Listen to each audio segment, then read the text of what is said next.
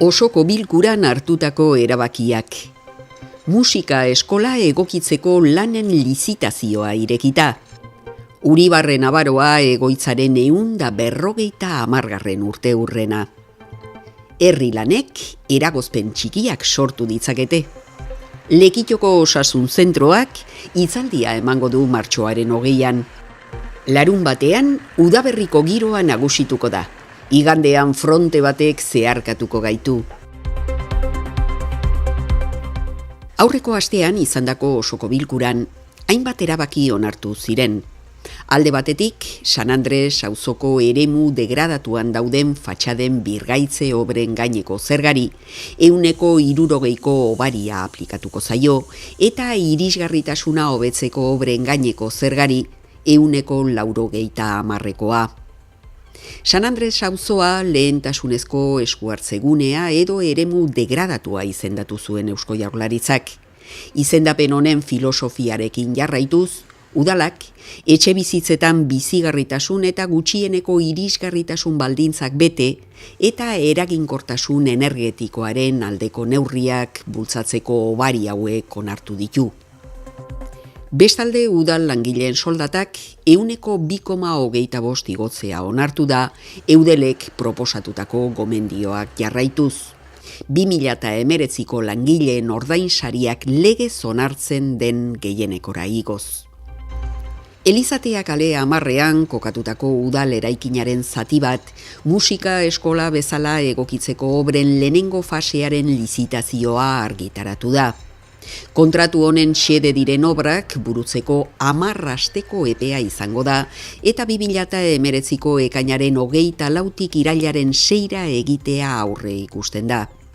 Kontratuaren aurrekontua 128.162,82 eurokoa da. Lan horietan eskolak bere beharrak bete ahal izateko beharrezkoak diren lanak egingo dira. Aurtengo obran egingo da, zati importantenetako bat izango da, eraikin honetako lehenengo solairuan, momentu honetan espazio diafanua dan toki horretan ateako dia 6 gela. Hori izango da pixkatxoa musika eskolaren egunerokotasunan behar izan handi bat dan arlo hori asetuko da gela geixo ateako dia. Gero bestalde batetikan ere bai egongo da pixkat irisgarritasuna bermatzeko komunak eta bar egokitzu behar izango dia. Eta azkenik irteera bat jarriko da behar izan bat gertatuko balitze edo zuan kasuan eta bar eraikinan atzeko partetikan 3 solairuak hartuko dituan eskilara bat. Proposamenak aurkezteko azken eguna apirilaren 3 izango da. Informazio gehiagorako jarri kontaktuan Lekitoko udalarekin. Uribarre Nabaroa Fundazioa irabazi asmorik gabeko erakundea da. 1869 urtean eratua. Denboraren poderioz, gizartearen behar eta eskaeretara moldatzen joan zen, eta 1978an egoitza bihurtu zen mendekotasun arriskuan dauden adineko pertsonei arreta emateko helburuarekin. Aurten, 150 urte bete ditu fundazioak. Eta hori delata, hainbat ekimen antolatu dira horien artean 2 lehiaketa. Y para celebrar una fecha tan especial hemos programado una serie de actos a lo largo de todo el año. El acto principal será el 14 de septiembre, el Día de las Familias y de los Trabajadores. También hemos convocado un concurso de pintura en el que puede participar todo el que lo desea, tiene de plazo hasta el 30 de abril. Las bases del concurso están en nuestra página web. Uribarre Nabaroa Fundazioaren urteurrena irudikatzen duten pintura lehiaketak hainbat kategoriatan banatutako sariak izango ditu. Y el objetivo pues, es celebrar con el pueblo de Lekeitio una fecha que es tan importante para nosotros. Así que desde la Fundación os animamos a que participéis. Herrian martxan dauden lanak direlata, egunotan baliteke ibilgailuen trafikorako kale mozketak egotea.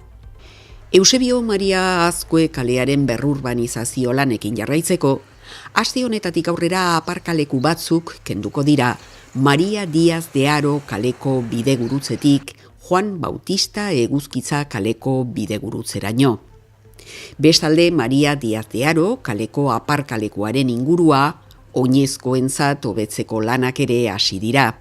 Eta gune honetako aparkaleku gutxi batzuk ezin izango dira erabili lanek iraun bitartian.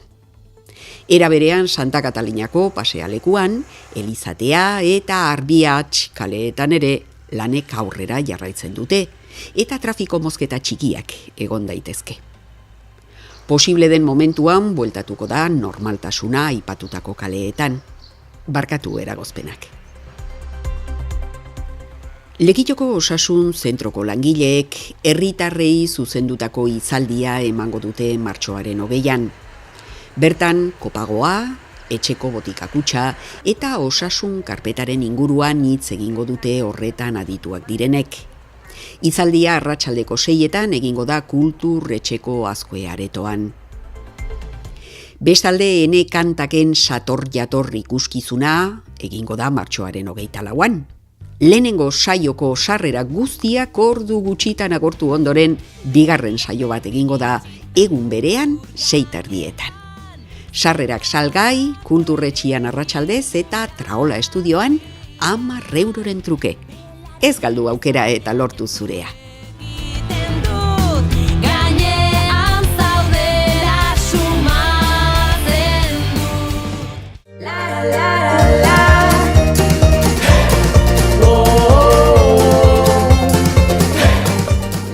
Eta amaitzeko gogoratu Nogen taldearen kontzerturako sarrerak salgai daudela Kulturretxian arratsaldez eta Traola estudioan 10 euroren truke.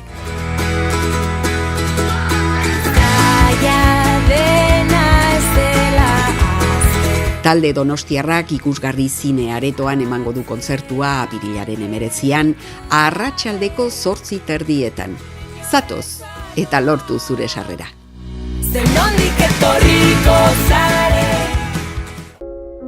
Había dragones cuando yo era niño. ¿A dónde fueron? Solo unos pocos lo saben. ¿Cómo entrenar a tu dragón 3? Bikingo nerabearen eta bere lagun herensugearen adiskidetasuna amaierara iristear da. Bikingoak bere ametsa beteko du. Herensugeak bakean biziko diren mundu utopikoa eraikitzea. Herensugea berriz, bere espeziekoen lider bilakatuko da. ¡Sálvale!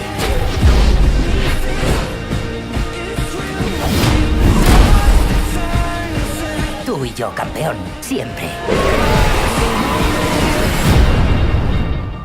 Por querer ser alguien importante, de puertas para afuera, acabé siendo un fracasado en mi propia casa. Mula, Earl Stoney, Eastwood, kiebran dagoen 80 urteko agureari, itxura zerraza den lan bat agertzen zaio, gidatzea. Baina berak jakin gabe, droga trafikatzaile bihurtuko da, eta deako Colin Bates, Cooper, agentearen radarraren eremuan kokatuko. Y aunque no sirva de mucho, siento todo lo que he hecho.